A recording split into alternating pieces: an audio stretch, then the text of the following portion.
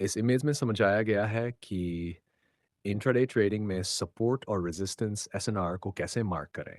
मुख्य बातें। सपोर्ट और रेजिस्टेंस को पहचानना एक ज़रूरी स्किल है, जिससे ट्रेडर को ये समझने में मदद मिलती है कि कहाँ बाय करना है और कहाँ सेल।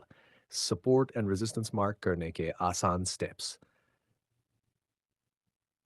सपोर्ट जहाँ पर प्राइस बार बार नीचे गिरकर रुकता है और वापस ऊपर जाता है, वहाँ एक स्ट्रॉन्ग सपोर्ट होता है। यह खरीदने के लिए अच्छा जोन होता है। रेजिस्टेंस जहाँ पर प्राइस ऊपर जाकर बार बार रुकता है और नीचे गिरता है, वहाँ रेजिस्टेंस बनता है। बेचने के लिए अच्छा जोन होता है। इसने चार्ट एग्जाम्पल में इसमें नीचे की लाइन सपोर्ट को दिखा रही है, ऊपर की लाइन रेजिस्टेंस को दिखा रही है।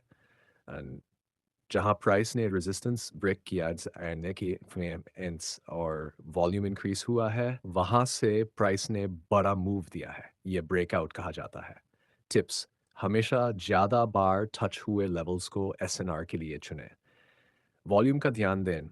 ब्रेकआउट या ब्रेकडाउन के वक्त वॉल्यूम ज़रूरी होता है। अगर चाहो तो मैं इसके और उदाहरण या प्रैक्टिकल टिप्स भी बता सकता हूँ। इस इमेज में ट्रेडिंग से जुड़ा एक महत्वपूर्ण सिद्धांत समझाया गया है। Cash main concept.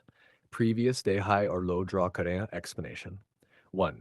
Previous day के हाई और लो को आइडेंटिफाई करें। पिछले दिन का चार्ट देखकर उस दिन का सबसे ऊपरी हाई और सबसे निचला लो प्राइस पॉइंट नोट करें।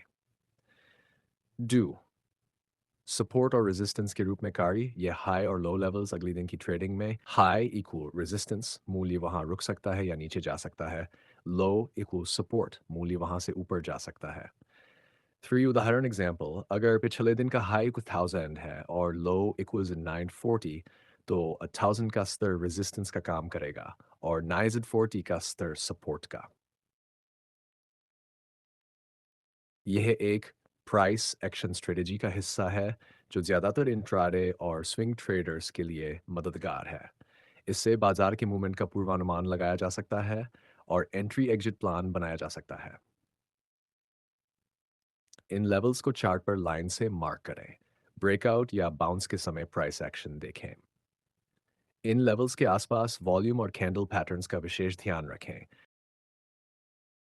इस चित्र में स्विंग पॉइंट्स को पहचानने और उनके महत्व को समझाया गया है। मुख्य बातें।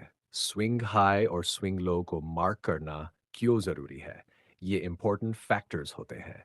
ये स्विंग पॉइंट्स हमें बताते हैं कि कहाँ स्ट्रॉन्ग सपोर्ट और रेजिस्टेंस लेवल्स मौजूद है। इनसे हमें यह पता चलता है कि मार्केट किस स्तर पर पलट सकता है। चार्ट विश्लेषण उदाहरण। सुबह 9:30 AM पर प्राइस ने 1000 पॉइंट से बाउंस किया। फिर 11 PM पर नाज़ुल 910 तक गया, लेकिन वहां से फिर नीचे गिर गया। इसका मतलब वसन नाइन्स अब एक रेजिस्टेंस बन गया एंड अब एक सपोर्ट बन चुका है। Trading tip. जब भी आप किसी चार्ट का विश्लेषण करें, सबसे पहले पुराने स्विंग हाइज और स्विंग लोज को मार्क करें। ये आपको मार्केट के रिवर्सल पॉइंट्स और एंट्री एग्जिट डिसीजंस लेने में मदद करेंगे। इस इमेज में एक बहुत महत्वपूर्ण ट्रेडिंग सिद्धांत समझाया गया है। कंफर्मेशन कैंडल का वेट। सारांश समरी हिंदी। सिर्फ सपोर्ट या रेजिस्टेंस मार्क कर लेना काफ़ी नहीं है। अगर सपोर्ट पर स्ट्रॉन्ग बुलिश कैंडल बनती है, तो ये बाइंग के लिए कंफर्मेशन हो सकती है। अगर रेजिस्टेंस पर बेरिश कैंडल बनती है, तो ये सेलिंग के लिए कंफर्मेशन हो सकती है। बिना कंफर्मेशन के एंट्री लेने से ट्रैप में फंसने का खतरा रहता है। खासकर इंट्राडे ट्रेडिंग में कंफर्मेशन कैंडल का इंतज़ार करना बहुत ज़रूरी है। मुख्य बातें। सपोर्ट पर bullish confirmation candle buy buy. Resistance पर बेयरिश कंफर्मेशन कैंडल सेल। बिना कंफर्मेशन के एंट्री ली तो फॉल्स ब्रेकआउट का शिकार हो सकते हैं। ये ये नियम ट्रेडर्स को गलत सिग्नल से बचाकर सही समय पर एंट्री लेने में मदद करता है। अगर आप चाहें तो मैं इस पर एक आसान चेकलिस्ट या गाइड भी बना सकता हूं, जो आप ट्रेडिंग के दौरान फॉलो कर सकें। Domain expansion. Domain expansion. Domain expansion.